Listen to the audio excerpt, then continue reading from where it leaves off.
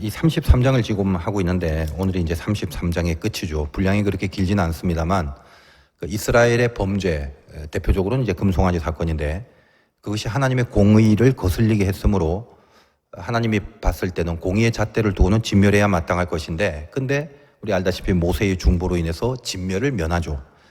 그리고 그들에게 진멸을 면한다고 해서 죄 지은 거를 다 용서한다, 괜찮다 이런 건 아니죠. 보응하신다. 즉 찾아가서 그 죄로 하여금 다시 돌이킬 수 있는 여러 가지 권면과 때로는 어떤 징계와 질책과 또 인도하심을 주신다는 것입니다. 다시 말해서 다시 기회를 준다는 그런 내용들입니다.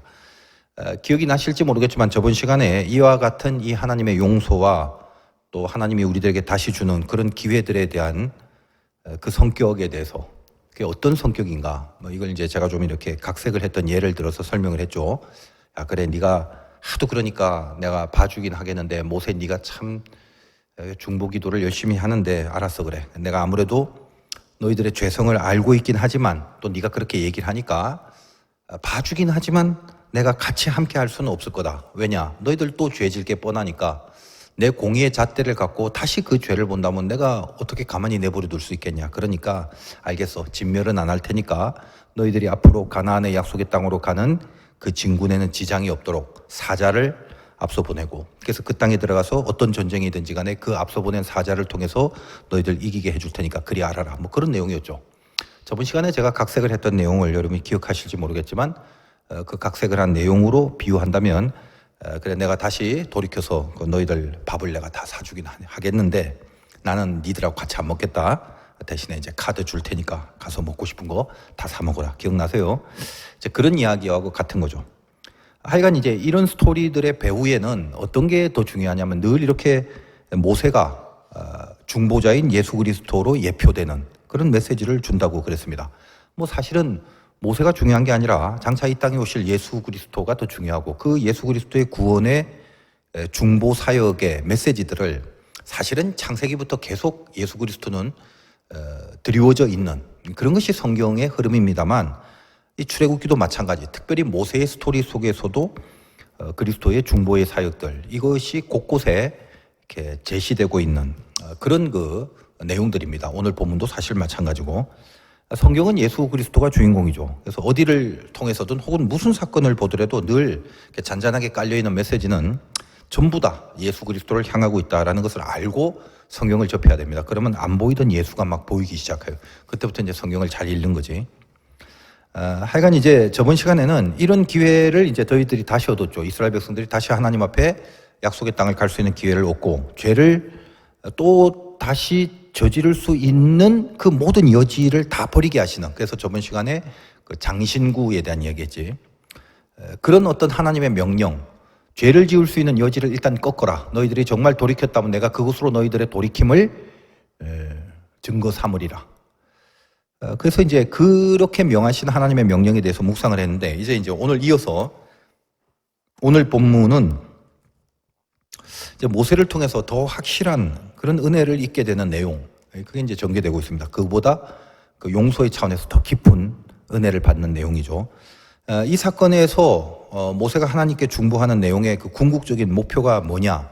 왜 모세가 하나님 앞에 봐달라, 용서해달라, 이러시면 안 된다, 뭐 이런 식으로 계속 지금 중보의 기도를 하고 있잖아요. 성경을 읽어보신 분들은 이제 알겠는데 그 궁극의 목표가 뭐냐 하면 한마디로 함께 하심입니다. 함께 하심. 하나님이 함께 해주세요, 이거예요. 그걸 계속적으로. 근데 사실 그게 구원이잖아요. 에덴은 하나님이 함께 함으로 그게 에덴이죠.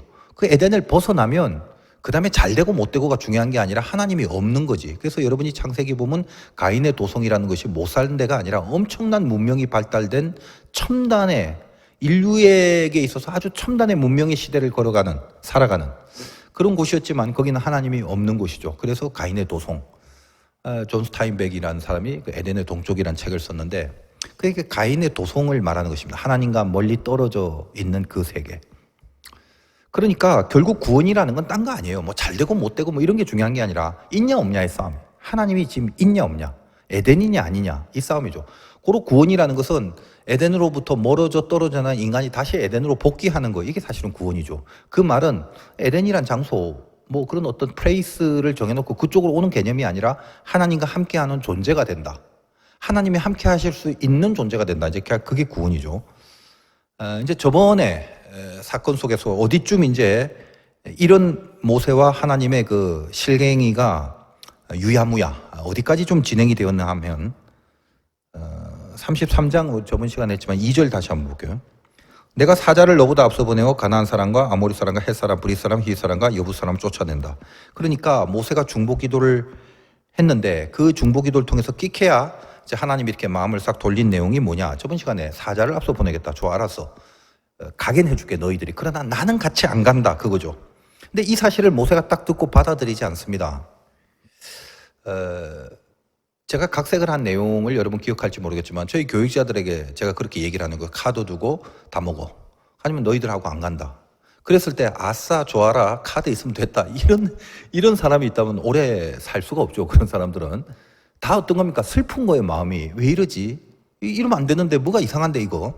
그러니까 사자를 보내겠다. 카드 줄게. 근데 난 안 간다. 지금 이 얘기를 듣고 모세가 받아들이지 않아요. 왜? 제일 중요한 게 아까 말했다시피 하나님의 함께하심. 하나님과의 동행인데 그 함께하심이 없이 이 행진이 뭔 의미가 있냐 이 말입니다. 12절과 이제 13절 오늘 이제 본문이 시작되는 거기를 이제 요 배경의 흐름 속에 연결해서 보겠습니다. 12절, 13절.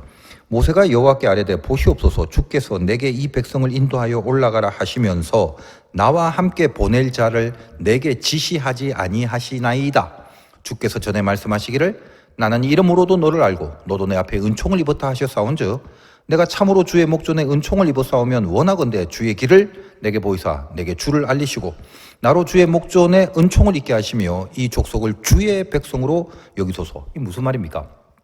하나님 그 나한테 이 백성 인도하라고 해놓고 나와 함께 보낼 자를 지시하지 않으셨는데 꼭 결국 뭐 나 혼자 가란 말입니까?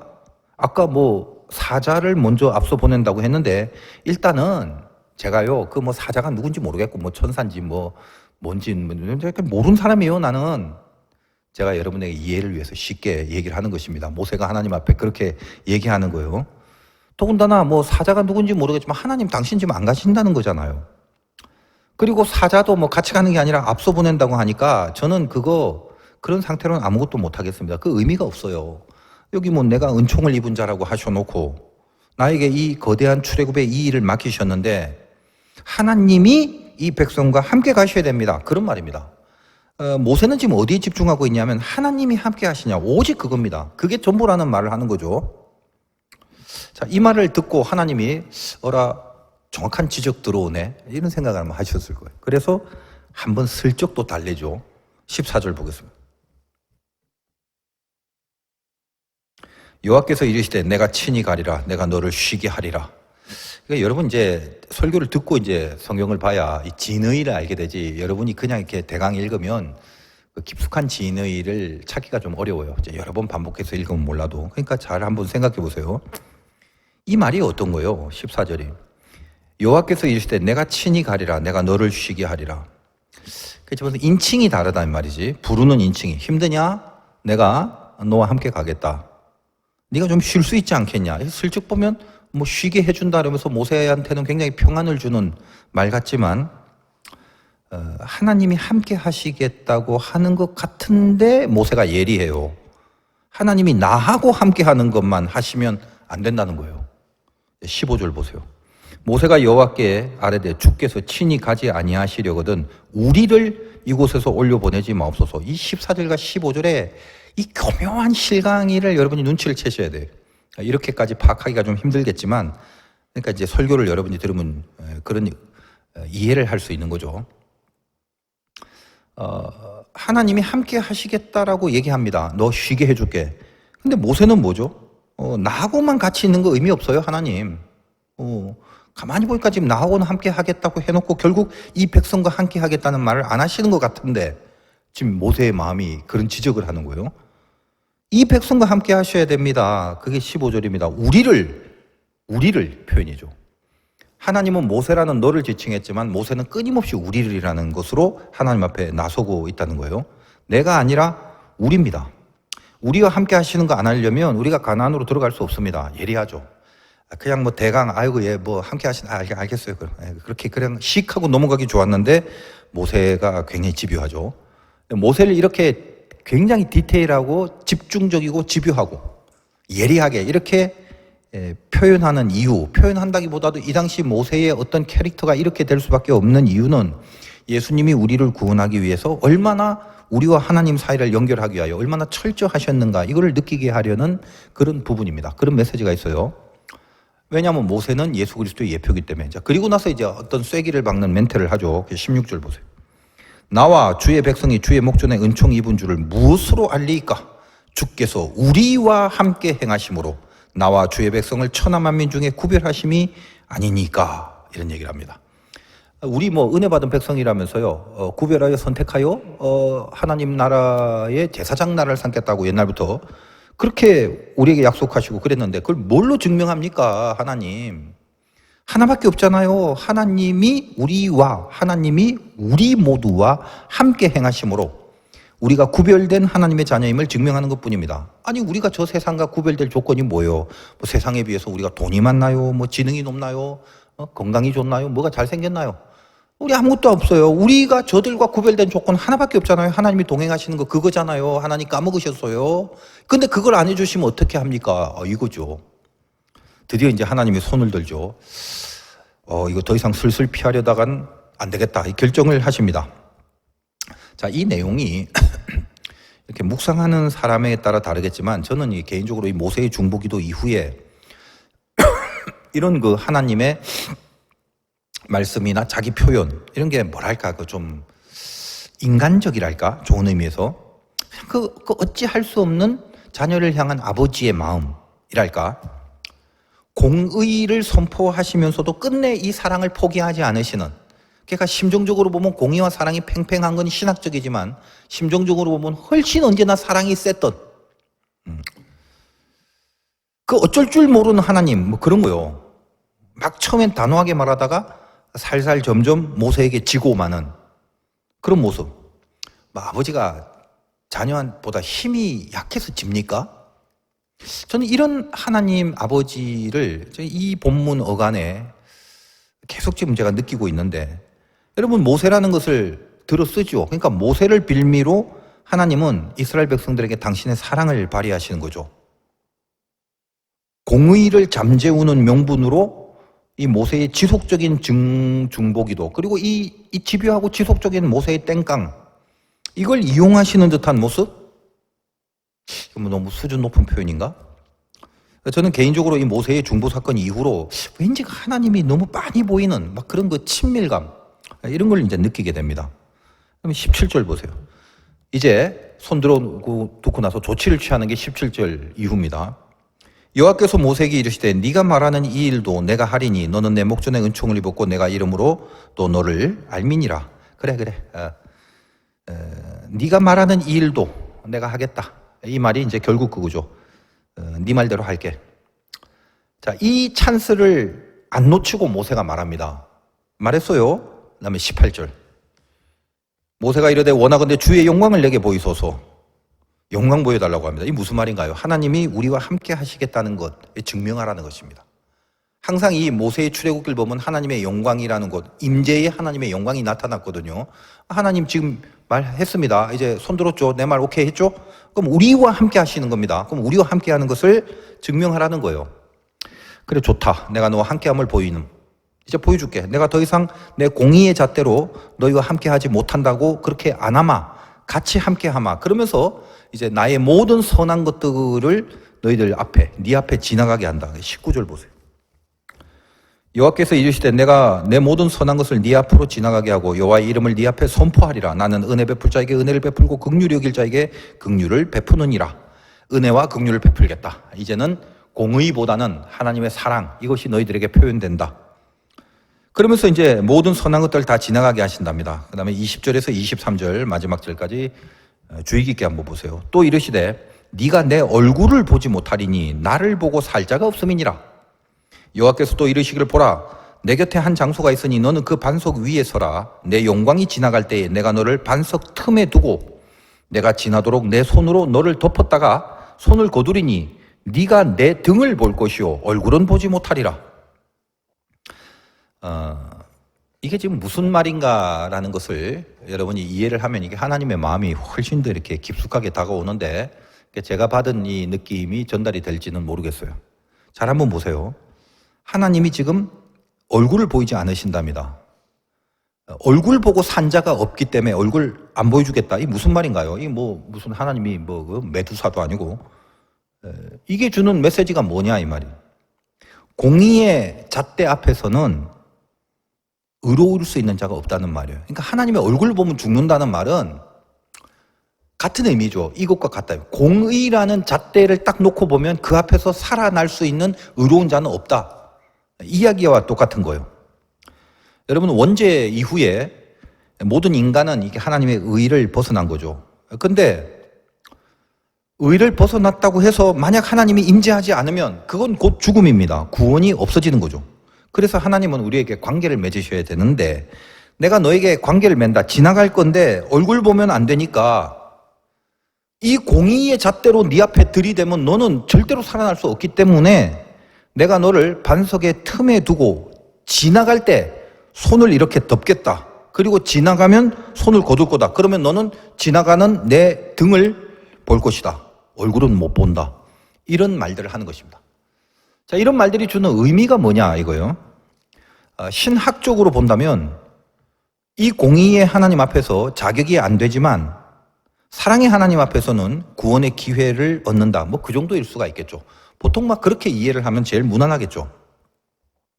오늘 제목이 반석 틈인데 여러분 출애굽기 하면서 반석에 대한 설교를 많이 했죠. 반석은 예수 그리스도를 말합니다. 이거는 저의 개인적 해석이 아니라 성경이 자체적으로 해석을 한 부분이 있죠. 여러 번 언급했습니다. 고린도전서 10장 4절에 반석은 곧 그리스도시라. 여러 번 전한 말씀입니다. 그래서 반석을 때려서 물을 내는 그 장면도 십자가의 그리스도의 그 십자가의 죽음으로 제가 다 해석을 해드렸죠. 그러니까 이 내용의 의미는 뭐냐? 죄를 지어서 하나님 앞에 서지 못할 죄인들이 반석은 그리스도라. 그리스도의 틈에 보호돼서 그 영광이 지나갈 수 있도록. 그래서 죄가 벌을 받아야 할 시점에 손을 덮어서 그 죄를 안 보시는, 그리스도 틈 안에 집어넣음으로 그 죄를 안 보시는, 마치 유월절을 생각나게 하시는 그런 하나님의 임재와 그런 하나님의 함께 하심의 이 영적 원리를 말하는 내용이더라는 것입니다. 핵심이 반석 틈이란 말이죠. 그리스도로 인하여 죄인임에도 모든 하나님의 임재를 가능케 하실 수 있는 그 구원의 유일한 조건, 그게 바로 복음인데 그 복음에 대한 이야기를 이렇게 풀어서 스토리처럼 우리들에게 이 당시 이 구약의 사람들에게 전하시는 것입니다. 이제 여기까지가 일종의 이제 신학적인 그런 이제 견해죠. 여기까지만 알아도 여러분 대단한 그 복음의 가장 진수를 한번 느껴볼 수 있는 부분일 것입니다. 근데 저는 여기서 이 하나님의 어떤 그 권위적 느낌보다는 그렇죠. 뭔가 좀 어떻게 보면 이제 위험이 있는 그런 멘트 같잖아요. 얼굴 보면 죽는다. 내가 대신에 반석 틈에 거하게 하고 손을 덮어줄 테니까 너는 얼굴은 못 보지만 등은 볼 수 있을 것이다. 그러면 뭔가 얼굴을 보면 죽는다는 그런 느낌이 더 강하게 느껴질 것 같은데 이 대목을 조금 이렇게 영적으로 느껴보시기 바랍니다. 영적이란 말이 상당히 주관적이지만 우리가 지금까지 모세의 중보기도로부터 쭉 여러분이 설교를 들어왔으면 알겠지만 이게 흘러오는 맥락이라는 게 있잖아요. 지금 흘러가는 요 시즌의 맥락이 뭐예요? 공의와 사랑의 역학관계 속에서 항상 사랑을 더 발휘하고 싶으신 하나님의 그 우리를 향한 그 애절한 그 안타까운 그 긍휼지심, 이런 게 사실은 이 흘러가는 지금 맥락이거든요. 지금 요 시즌에. 그러니까 그 맥락에서 뭔가 성령의 감동을 가지고 좀 보자는 거죠. 여러분 등을 보이는 거, 아니 그건 뭐 보는 거 아닌가? 하나님을 보면 죽는다. 얼굴 보면 죽고 등 보면 살아요? 나는 이게 T가 강해서 생각을 해야 돼. 등은 봐도 되나? 거꾸로 얼굴은 영광이 있어서 못 본다고 그러면 하나님의 등에는 영광이 없어? 아니 그냥 저는 그런 생각이 들더라고. 여러분은 어떻게 생각할지 몰라도. 그래서 우리가 하나님 아버지, 즉 아버지 되심에 입각해서 조금 더 이 본문을 보자는 거예요. 하필 이렇게 기록할 수밖에 없는 하나님, 그 말을 할 수밖에 없는 그분의 그 깊은 심정을 한번 느껴보자는 거예요. 오늘 이 부분에 대한 이해를 위해서 오늘도 제가 각색을 좀 하나 하자면 그냥 이런 장면을 하나 만들어 보는 거예요. 내가 어떤 게 영화에도 비슷한 게 나온 것 같긴 한데 또 잘 생각이 안 나. 그러니까 이 비슷한 장면이 내가 만든 거인 것 같아. 뭘 본 것 같기도 하지만 어쨌든 내가 이게 만든 건데 이런 거예요. 예를 들면 전쟁에서 2명이 달랑 남아서 아군에서 적군이 막 밀려와. 상사가 뒤에 부하를 딱 두는 거야. 멋지게 말하는 거지. 병장이 이제 한 2병을 뒤에 둔 거예요. 그냥 이해를 시키기 위해서 내가 각색을 한 거라서 좀 유치하게 하지만 이런 거야. 상상을 해봐. 적군이 몰려와. 이쪽은 2명밖에 없어. 내 부하가 뒤에 있어. 내가 앞에 있는 거야. 그 부하를 뒤에 두고 멋지게 말하는 거야. 너는 내 등만 봐.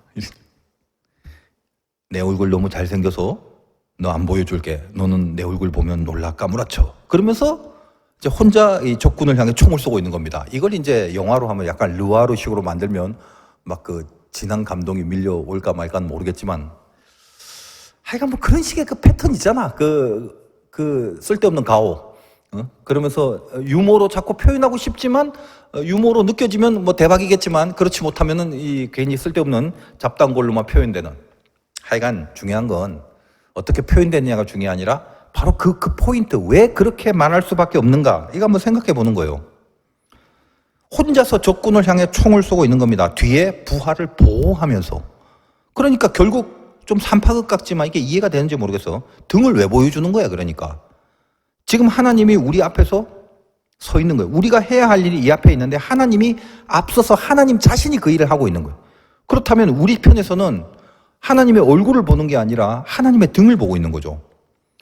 마치 얼굴을 보면 죽을 것 같으니까 보지 말라는 식으로 말은 하지만 야, 너 내 얼굴 잘생겼으니까 보면 죽을 거야. 내 얼굴 보지 말고 등만 봐. 마치 이런 그 상사의 마음처럼. 각색이 제대로 되는지 모르겠다. 우리를 위해 싸우시는 그 하나님이 나를 대신하여 앞서 싸우시는 그 하나님으로서 등을 보라고 하는 거죠. 그러니까 말은 비록 보지 마. 보면 죽어. 말은 그렇지만 마음은 그렇지 않은 겁니다. 말과 마음이 아주 달라요. 요즘 들어서 이 하나님의 모습이. 그거는 거짓이 아니라 사랑의 극단으로 갈 때 그렇게 되는 거죠. 여러분, 부모들이 밥을 안 먹을 때 너 안 먹을 거야? 혼난다. 밥 다 뺏는다. 다시는 안 줄 거야. 알아서 해. 먹어 안 먹어? 셋 셀 때까지 먹어라. 하나, 둘. 근데 애가 쳐다보지도 않아. 그러면 둘 다음에 둘 반 이렇게 나가는 거죠. 무서운 얼굴로 둘 반, 그리고 더 무서운 얼굴로 둘 반의 반. 그러고 있어요. 그게 하나님이에요. 여러분, 이걸 느끼셔야 돼요. 저는 이 성경을 통해서 아주 그 깊은 이 진한 이 하나님의 이 자식을 향한 어쩔 줄 모르는 아버지의 심정이 왜 그렇게 그 진하게 느껴지는지 모르겠어요. 등을 보이시는 건 얼굴을 보이시는 것보다 훨씬 더 센 겁니다. 내가 너를 위해 네 앞에 나아갈 거다, 이 말이에요. 앞에서는 이 앞부분에는 그냥 사자를 앞서 보내려고 했는데 내가 너희를 사랑하니 이제는 내가 친히 앞서 나갈 거다. 그렇기 때문에 너는 내 등을 보게 되는 거야. 그 말이죠. 나를 따라와라, 이 말입니다. 그게 영광이요. 모세는 영광을 보여달라고 했는데 하나님은 등을 보라고 하신 거고, 등을 보라고 하는 것은 그 하나님을 따라오라는 것입니다. 뭘 나타냅니까? 영광이라는 것은 보는 게 아니라 나타내 보이는 거예요. 영광은 내가 본다고 해서 영광이 되는 게 아니라 내가 영광을 나타내야 되는 거죠. 그게 뭐예요? 하나님을 따라가는 거다, 이 말이에요. 우리 하나님의 그 등을 보고 따라갈 때, 하나님이 앞서 나가서 일하는 것들을 추적해서 따라갈 때 그 영광은 나를 통해서 드러나고 만들어지고 빛나게 될 것이다 라는 말입니다. 제가 영광이라는 이야기를 할 때마다 많이 쓰는 예화도 있고, 특별히 여러분 그 한자를 제가 가끔 풀어주는데 이 한자가 참 오래된 상용문자고 여기 깊은 영성이 있어요, 실은. 그 여러분, 영광이라는 게 이제 빛날 영자를 가만히 보면 한자를 여러분 아는지 모르겠어요. 불화자가 꼭대기에 2개가 있고, 이렇게 덮는다는 덮개라는 표시에 그 한자가 있습니다. 이게 덮을 멱자, 밑에는 이렇게 나무목이 있어요. 그러니까 나무가 있고 위에 불이 있어. 근데 나무와 불이 딱 붙어버리면 불이 확 타고 나무가 수검댕이가 돼야 되는데 위에 덮개가 있기 때문에 불만 타오르고 나무는 그대로 있는 거야. 이게 무엇과 같냐? 이게 영화로울 영자인데 마치 모세가 하나님을 처음 광야에서 봤을 때 그 떨기나무에 불이 붙었지만 사라지지 않는 그 장면을 보게 되는 거죠. 이상하잖아. 불이 붙었는데 사라지지 않으니까 이게 뭔가 하면서 그걸 보려고 다시 돌아올 때 하나님이 모세야라고 부르시고 그때 사명을 줍니다. 이 이야기는 앞에서 워낙 많이 했기 때문에 또다시 하진 않겠는데, 여러분 모세의 키포인트는 그거죠. 팔팔하고 환경되고 상황되고 왕자의 입장에 있을 때, 뭐든지 다 할 수 있을 때는 지심으로 뭔가 이스라엘 백성들을 위해서 하려고 했다 이 말이에요. 근데 일이 안 되는 거죠. 여러분 인생에 한번 확 꺾일 때가 있어. 말도 안 되는 실패가 있을 수가 있다고. 이거 예상치도 않았는데 그냥 꺾여버릴 때가 있다 이 말이에요. 그거를 여러분의 수준에서는 지금 당장 기뻐하십시오, 제가 이 말은 못해. 그리고 확 꺾였는데 당장 기뻐한다, 이것도 좀 이상해. 그러나 알고 슬퍼하십시오, 또 알고 한탄하시고, 때로는 알고 감사하시고, 알고 소망을 갖고. 일단 아는 게 일단 중요하지. 왜 그러냐? 광야로 보내는 거예요. 왜 광야로 보내냐? 그냥 하나밖에 없어. 힘 빼는 거야, 힘 빼는 거. 인생이 네 힘으로 사는 게 아니다라는 걸 철저히 가르쳐줘요. 하나님의 사람들은 성경에서 처음부터 끝까지 단 한 명도 지 힘 빼는데 훈련받지 않은 사람이 없어요. 저도 개인적으로 돌아보면 마찬가지입니다. 내 힘으로 잘할 수 있었을 때 내가 뭐 하려고 예수를 믿고 뭐 하려고 목사가 됐겠어. 아무것도 할 수 없게 만드시는 그 순간이 있어요. 황당하고 이해가 안 돼.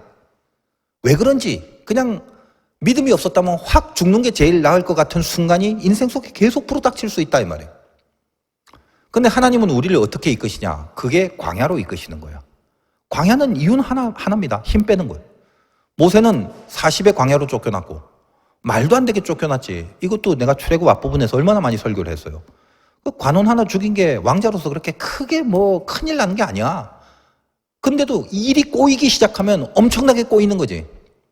그래서 광야로 가서 거기서 80살이 될 때까지 아무것도 못합니다. 80살이 부름을 받잖아. 어떻게 부름 받아? 나무 보여주는 거야. 영광의 한자를 보여주는 거지. 나무 봤어요. 그냥 보통 광야에서는 이렇게 바람에 의하여 마찰이 일어나서 가시덤불이 불과의 마찰 속에서 불타는 경우가 굉장히 자주 있었어요. 모세는 늘 그걸 보고 갔는데 어느 날 봤더니 저 나무도 분명히 불이 붙었는데 다른 때처럼 나무가 검해지지가 않아. 나무는 그대로 있고 불만 있는 거야. 이게 뭐지? 하나님이 거기서 가르쳐주는 건 네 인생 저렇게 살아야 된다. 앞으로 네가 쓰임받는 인생은 저거다. 네가 재료가 돼서 너를 태우는 거 아니다. 참나무는 더 잘 타고 오동나무는 뭐 더 덜 타고, 나무에 대해서 모르겠지만 네 나무라는 재료로 불에 대한 강도를 조절하는 게 아니다. 너는 그대로 있는 거야. 너는 부질없는 나무 막대기밖에 안 돼. 그러나 네 위에 너를 재료로 하지 않는 하나님의 불이 타오를 것이다. 그래서 나무 목 위에 덮어놓고 불과 접촉되지 않은 상태에서 불 두 개가 확 타오르고 있는 것을 영광할 때 그 영자라고 하는 거예요. 광은 뭔데? 위에 빛이 있고 어지른 사람인 발인데 사람이 걸어가는 그 모습.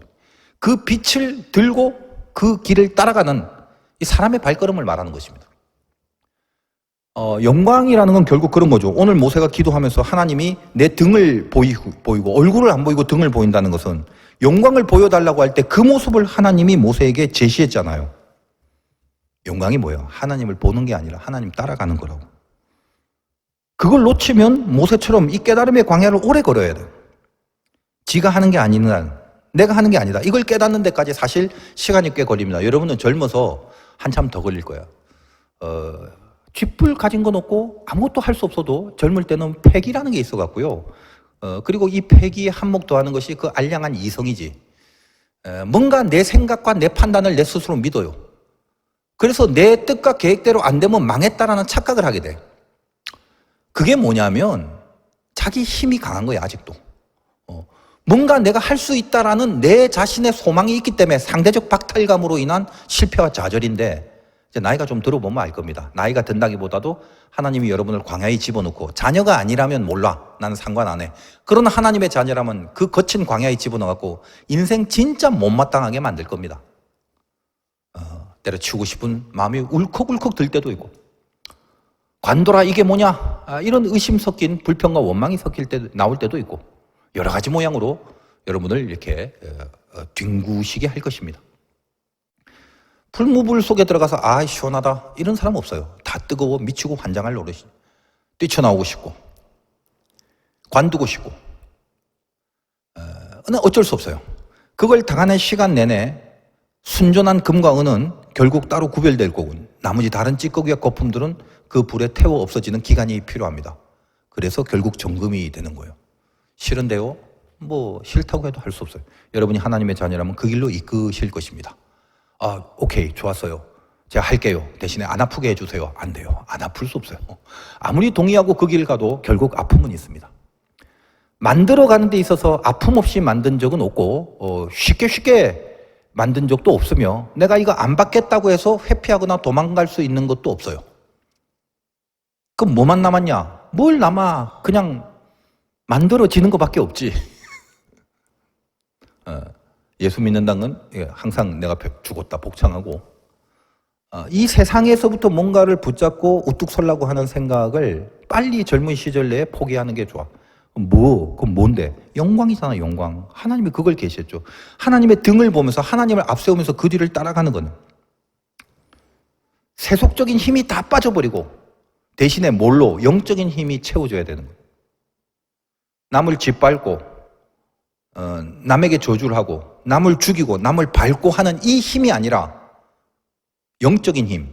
내가 남을 위해 죽을 수 있고 내가 남을 섬길 수 있고 내가 다른 사람을 용서할 수 있고 내가 다른 사람에게 관용을 베풀 수 있고 내 유익을 없애서라도 다른 사람의 유익까지 챙길 수 있는 오리를 가자면 십리를 갈 수 있는 겉옷을 달라면 속옷까지 줄 수 있는 그 마인드 이거는 내가 약한 게 아니라 새로운 하나님의 힘이 내 안에 확실하게 들어와야 가능한 거기 때문에 나의 세속적인 힘을 빼고 하나님의 영적인 힘을 얻는 자만이 할 수 있는 거니까 이 힘으로 살도록 하나님이 이끄시는 거죠.